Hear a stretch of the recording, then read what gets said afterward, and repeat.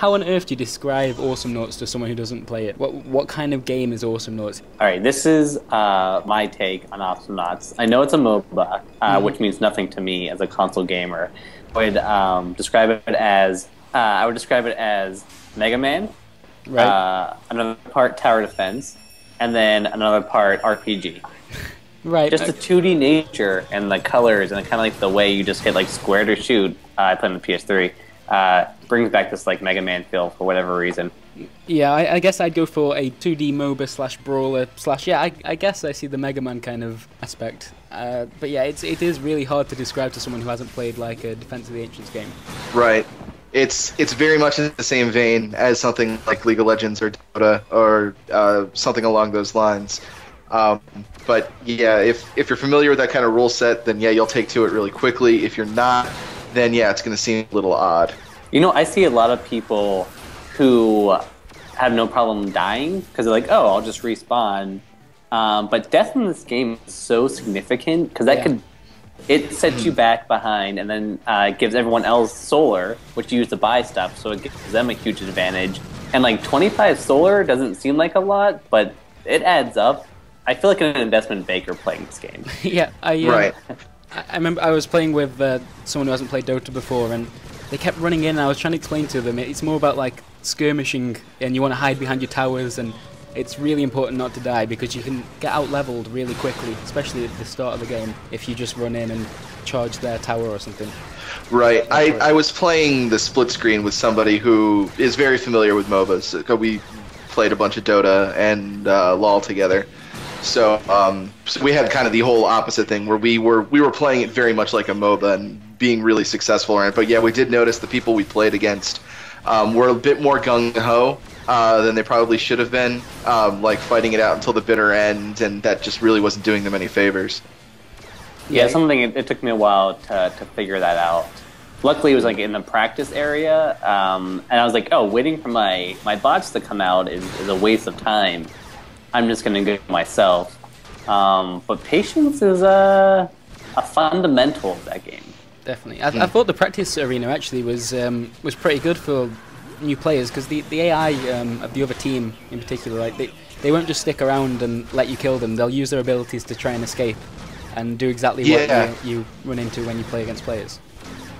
Yeah, I've been really impressed with the AI just because typically if a MOBA game offers bots, they're not usually the best and brightest.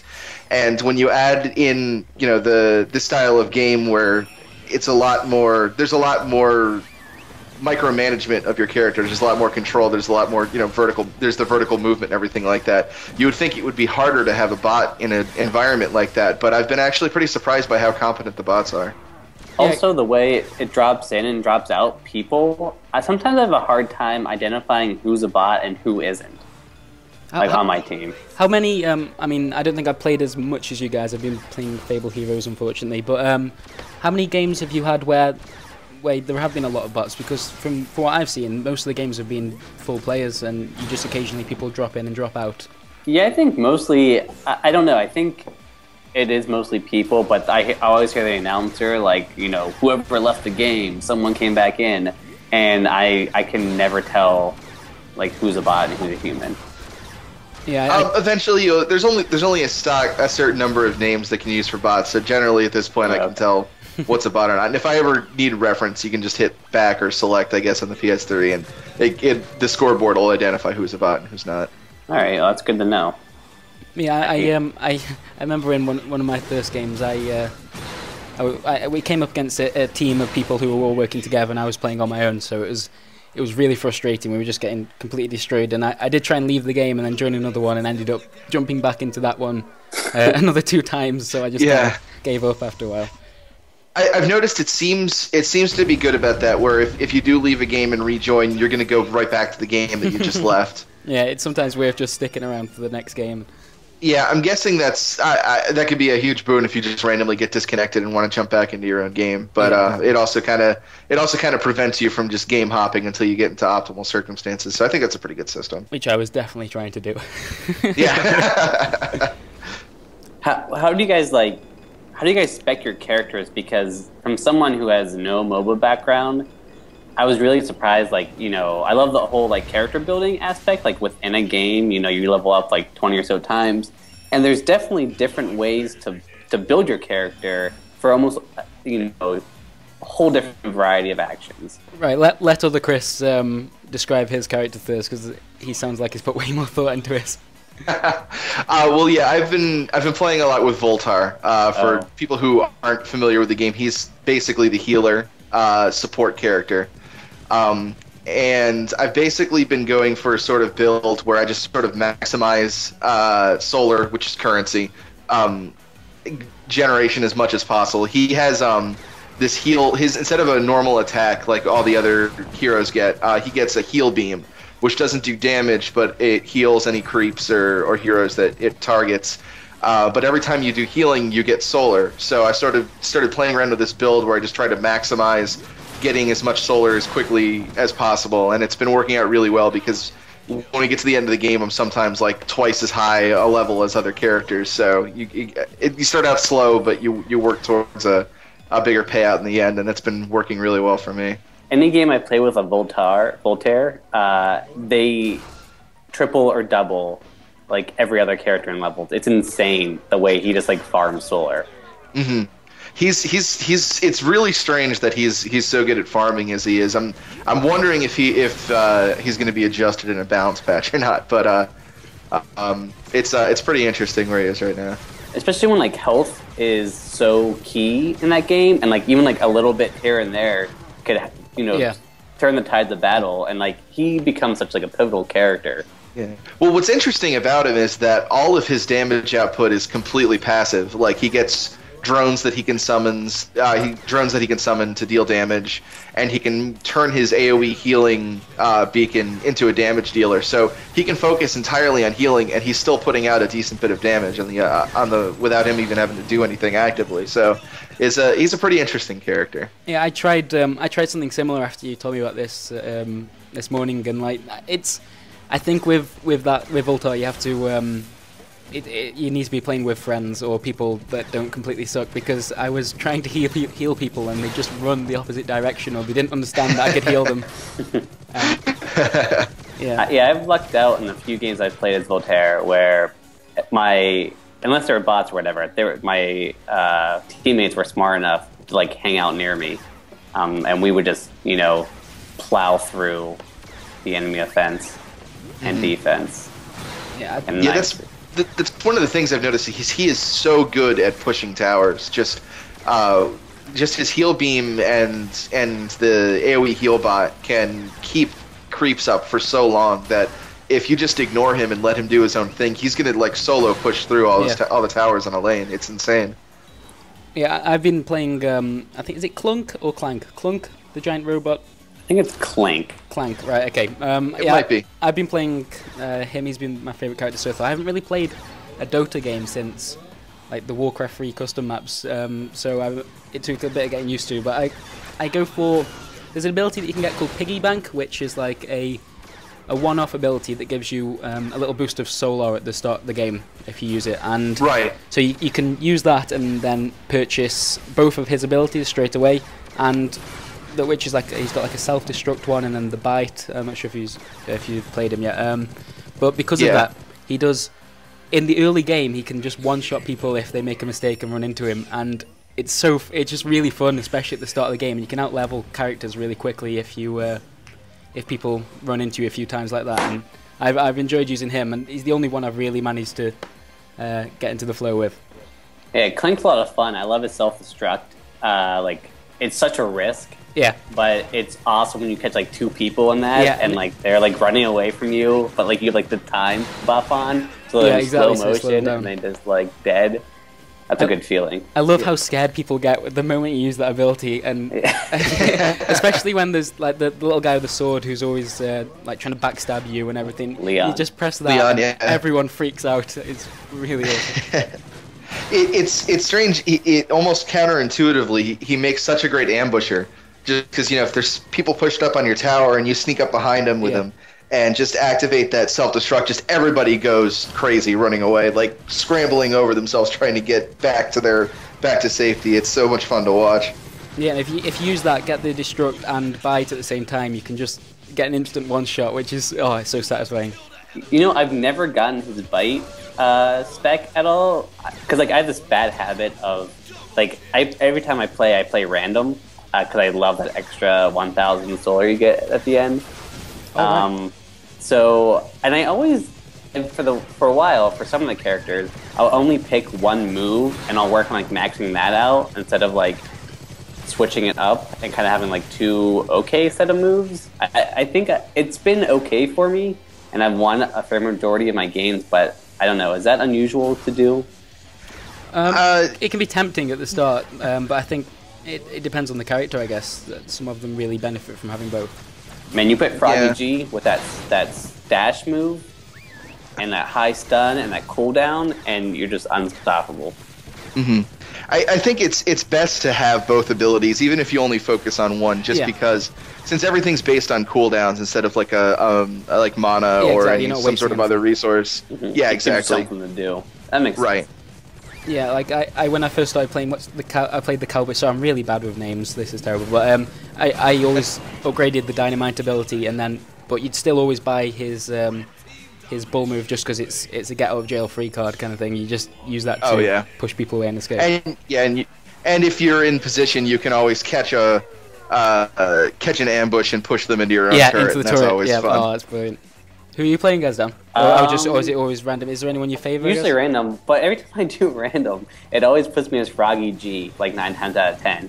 Which is great, because then I get on a killing spree, and then his music starts playing, and it is amazing. The character music in that game is so good. Like, the style and the personality they've injected into, like, this game is really amazing. Like, I'm in love with these characters.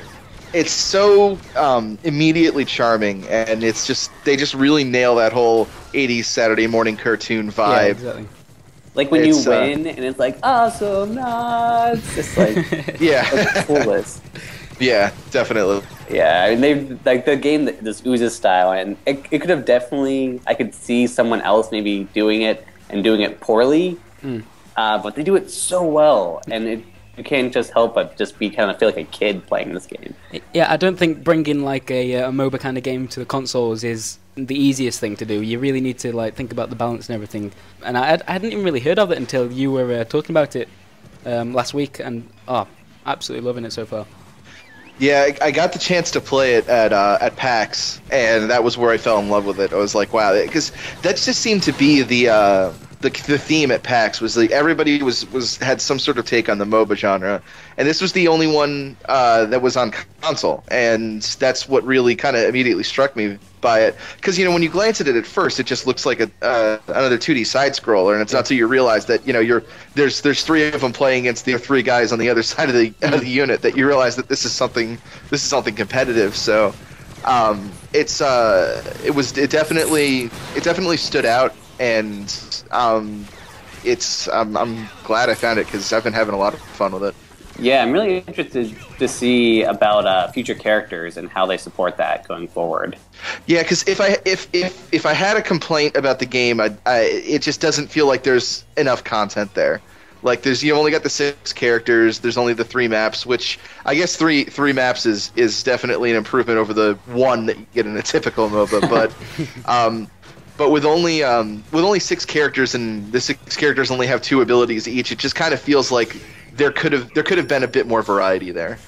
Any word from like Runimo whether or not they're going to be continually balancing it, or are they going to try and patch it every so often? Like you were saying about Voltaire maybe being a bit too overpowered. Have they said? Yeah. I mean, that's just from my own personal experience. So I'm not sure. I could be completely off base, but no, I haven't heard anything about any updates coming. When I know they do plan to keep supporting it with like additional characters and stuff, but I don't know specifically when. Yeah, I think they've teased 2 characters that are coming, and I couldn't find like anything about it. It was on their Facebook page, I think. So hopefully that's soon, because I am ripe. I signed up for PlayStation Plus for this. Oh yeah, it's free on PlayStation Plus. Yeah, and so I was like, I'm gonna pay $10 anyways. Might as well get all this other free stuff. So I just want to throw all my money at this game, and I just wish they would give me the opportunity to. I think the publisher will thank you for it. Haven't they had all sorts of problems just before the release? You Oh, wrote an article, yeah, didn't you, Chris? Yeah, they their publisher who is Oh, DTP Entertainment DT. AG. Yeah, that. They filed for insolvency literally days before the game came out, and there was a big shuffle there at the end. They weren't sure if the game was going to come out as intended or not, but they did get the game out like they'd hoped. There was like a delay in distributing review codes because of the whole thing, but they did get the game out. I haven't heard any word about like how successful or anything it's been since then. I can only imagine it's been since it's the PS Plus, the PSN Plus game of the month and everything. But hopefully that all gets sorted out, because I'd hate for the game to just not go anywhere because of something silly like that. It will be very interesting to see how the consoles pick it up, because you don't usually think of MOBA games being on console. It'll be interesting to see how like that crowd takes it. Yeah, absolutely.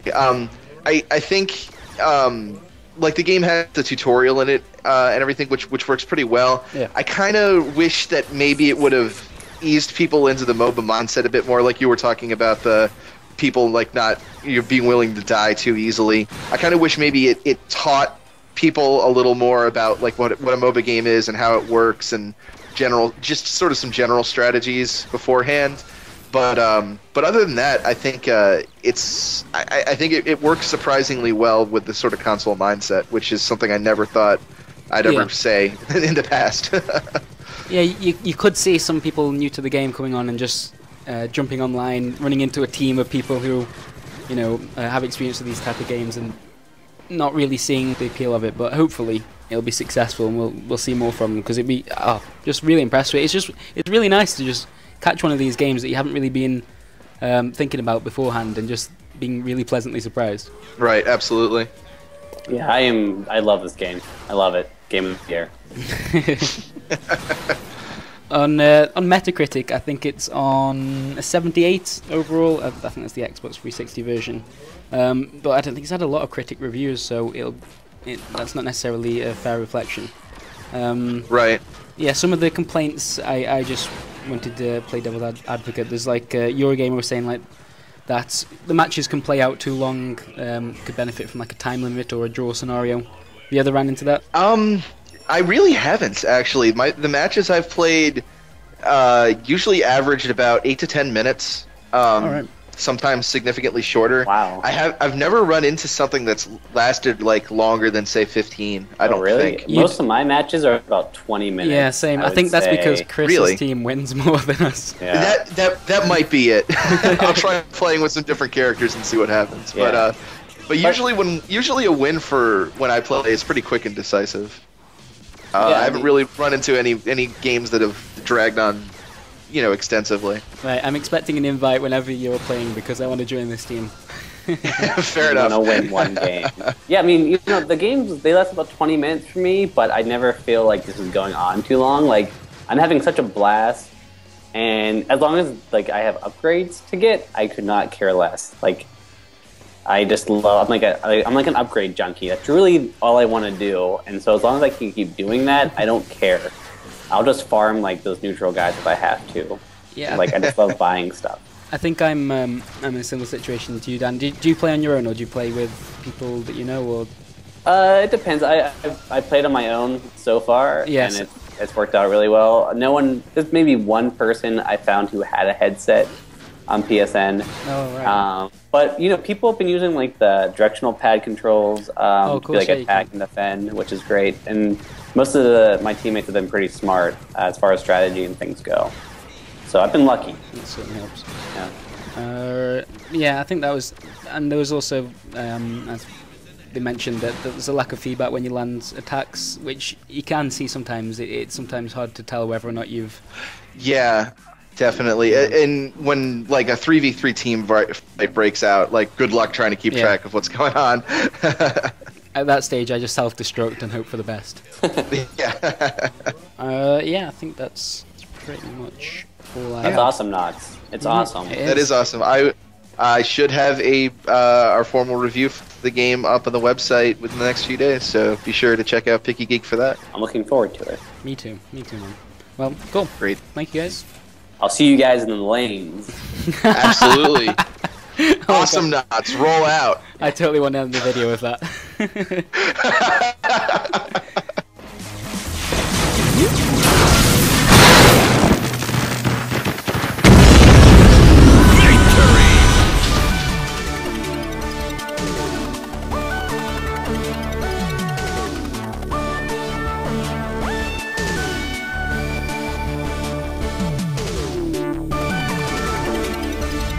I'll see you guys in the lanes.